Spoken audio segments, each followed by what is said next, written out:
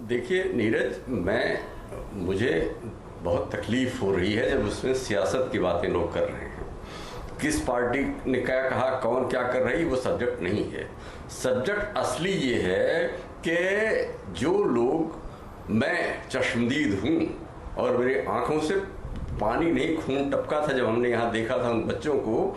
नोएडा से ग्रेटर नोएडा तक पहुँचने में दिन भर लगा था उनको पैदल चलने में। और 20 साल की बच्ची रही, उसके गोद में 6 महीने का बच्चा था और वो एक बोतल पानी के लिए जब पानी बंटता देखा तो दौड़ी थी। जब वो बच्ची तो गिर गई थी। यूपी पुलिस के कांस्टेबल ने उसको एकदम रास्ते में रोका, उसकी बच्ची को उसकी जान बचाई। ये ह्यूमैनिटेरियन ग्राउंड था। इस वक्त कॉमन सेंस की ज़रूरत है। हमारे योगी आदित्यनाथ ने 5 लाख मजदूरों को, केंद्र सरकार का था जहां है वहीं रोक दो, वहीं उनको सुविधा दो, ये दो। उन्होंने कहा कुछ नहीं, हम सबको घर पहुंचाएंगे। वहीं प्राइमरी स्कूलों में उन्होंने सबको क्वारंटाइन किया।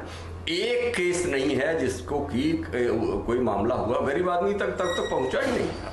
तो ये आर्गूमेंट कि नहीं साहब आप बच्चों को क्यों ला रहे हैं, उनको क्यों नहीं ला रहे हैं। मैं तो महाराष्ट्र सरकार से इतना मुझे गुस्सा है कि वो आप लाठियां बरसा रहे हैं उन लोगों पे। सूरत की सरकार क्या कर रही है, उन लड़कों पे लाठियां बरसा रहे हैं। क्यों, किस बात के लिए? वो 10x8x10 में आलोक भैया जानते हैं कि 10x8 के कमरे में 8-8 बच्चे रहते हैं, शिफ्टों में वहां सोते हैं और उनके पास खाने का इंतजाम नहीं, पीने का इंतजाम नहीं है। तो उनको कॉमन सेंस इस वक्त जरूरी था। अभी बताया राजीव जी ने कि एक बच्ची कोटा से गई है जो कि इन्फेक्टेड है, और यहाँ तो थोक में लोग इन्फेक्टेड हैं, घूम रहे हैं लोग और पता नहीं, सरकारें पता नहीं लगा पा रही हैं। तो प्लीज जो जहां है, जहां अगर आप उसको इज्जत से उसके घर पहुंचा सकते हैं, जो भी कर सकते हैं तो करिए। अगर यहाँ पे इस वक्त मई का टेम्परेचर, बैसाख महीना चल रहा है और अगर यहाँ पे कैंप बना के योगी जी ने 5 लाख लोगों को आगरा में, और यहाँ जो दिल्ली से चले थे पैदल लोग, रास्ते में उठा के सबको पहुंचाया गाँव में, न किया होता तो आज 5 लाख रुपए या 5 लाख लोग कहाँ होते। तो इन बातों को पे बहस का क्या मतलब है? ये लोग, मैं राजनीतिक पार्टियों से हाथ जोड़ के प्रार्थना कर रहा हूं, मैं और आलोक भैया तक केवल बंद था, 70 में लड़ाई हुई जी और देश बंद कहीं नहीं हुआ। पूरी तबाही चारों तरफ आई हुई है। और इस पे नीतीश कुमार हमारे बचपन के हीरो हैं, इमरजेंसी में लड़े थे वो इंदिरा जी की तानाशाही के खिलाफ। लेकिन जिस तरह से उन्होंने कहा कि हम बिहार बॉर्डर में घुसने नहीं देंगे, क्या मतलब है आपका? जितने लोग गए थे वो भूखे नंगे, उनके पास इन्फेक्शन था, एक के पास भी तो नहीं था। जी सर जी, सुप्रिया जी इशारा कर रही हैं। प्लीज गॉड से ट्रीट दिस। सुप्रिया जी, मेरा 2 बातें कहना है। मैं पहले तो बिहार की बात करूंगी। नीतीश बाबू ने जो कहा है कि वो घुसने नहीं देंगे, बॉर्डर सील है, तो जो विधानसभा सदस्य भाजपा के अनिल सिंह जी, उनके लड़के को कैसे कोटा से आने दिया गया? इस तरह की बातें इस समय शोभा नहीं देती कि आप बाकी बिहारियों को वहां छोड़ दीजिए और क्योंकि एक संसद सदस्य या विधानसभा सदस्य के पुत्र हैं, भतीजे हैं, उनको आने दीजिए। सबसे पहले तो ये बिल्कुल गलत बात है, इसकी अवहेलना और निंदा करनी चाहिए। दूसरी बात मैं ये कहूंगी कि कहीं पर यह डिबेट शायद एक चीज भूल रहा है कि हम from a very entitled position से बात कर रहे हैं। जिन लोगों की आप बात कर रहे हैं, और लॉकडाउन कोरोना से लड़ने का सिर्फ एक अकेला हथियार नहीं है। लॉकडाउन आपको चांस देता है प्रिपेयर करने का, टेस्टिंग करने का। जितनी अग्रेसिव आपकी टेस्टिंग होगी उतना ज्यादा आप इस डिजीज से लड़ पाएंगे। लॉकडाउन जो आपने कहा अकेला है, वो अकेला हथियार नहीं है। मैं उसके साथ ही साथ एक बात जरूर कहूंगी कि कोई भी प्रदेश हो, ज्यादातर माइग्रेंट लेबर बिहार, उत्तर प्रदेश, उड़ीसा और बंगाल से जाता है। आज जो दूर दराज के इलाकों में है वो अतिशय परेशान है, उसके पास खाने की कमी हो रही है। राज्य सरकारें कर रही हैं लेकिन इतनी आपूर्ति नहीं कर सकती हैं। उसके पास पैसा नहीं है घर भेजने के लिए, वो असुरक्षित महसूस कर रहा है, डरा हुआ है। तो ये कह देना कि नहीं हमें उनको डराना नहीं चाहिए, ये जमानी जमा खर्च है। जो अपने घर से कोसों मील दूर है, जिसके पास भेजने के लिए, खाने के लिए पैसा नहीं है, वो आधारित है, आज निराश्रित है, वो बिल्कुल डरेगा और हमें उसके बारे में सोचना पड़ेगा। कंजूसी से खर्चा करने से समय काम नहीं चलेगा। इसीलिए बार बार कहा जा रहा है एक बड़ा इकोनॉमिक एड पैकेज, एक बड़ी पॉलिसी माइग्रेंट लेबर के लिए भी आनी चाहिए।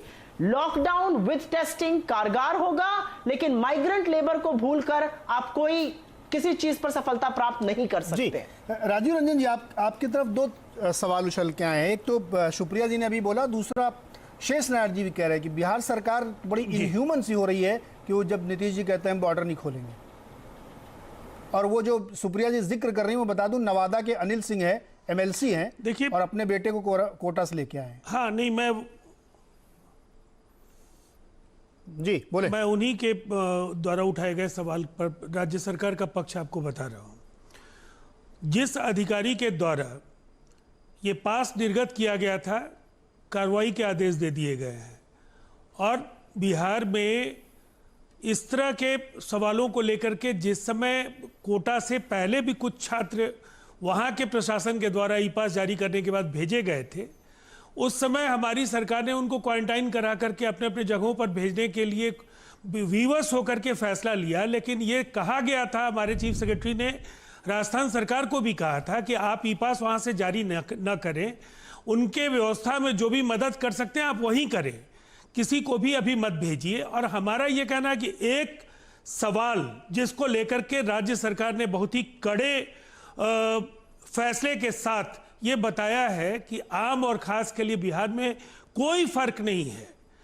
जिन विधायक जी के बारे में ये कहा गया है, उनके द्वारा ई पास जारी किए जाने वाले अधिकारी के संबंध में मैंने आपको बताया, उनके खिलाफ कार्रवाई के आदेश दे दिए गए हैं। और ये मानवीयता एक ऐसा शब्द है जिसकी परिभाषा अलग अलग तरीके से, मुझे नहीं लगता है इसको बहुत आसानी से यहाँ परिभाषित करने की स्थिति है। इसलिए कि ये नहीं आप कह सकते हैं कि जिन राज्यों में हमारे मजदूर और छात्र हैं वहाँ की सरकार ज़्यादा जिम्मेदाराना रवैया का परिचय दे। हमारे राज्य में भी बाहर के छात्र हैं, हमारे यहाँ भी माइग्रेंट वर्कर्स हैं बाहर के, उनकी ओर से कोई शिकायत आपको नहीं मिली होगी कि बिहार में उनको कोई कठिनाई हो रही है। हम लोगों ने कहा है किसी को कोई परेशानी है राज्य सरकार उनकी मदद करेगी।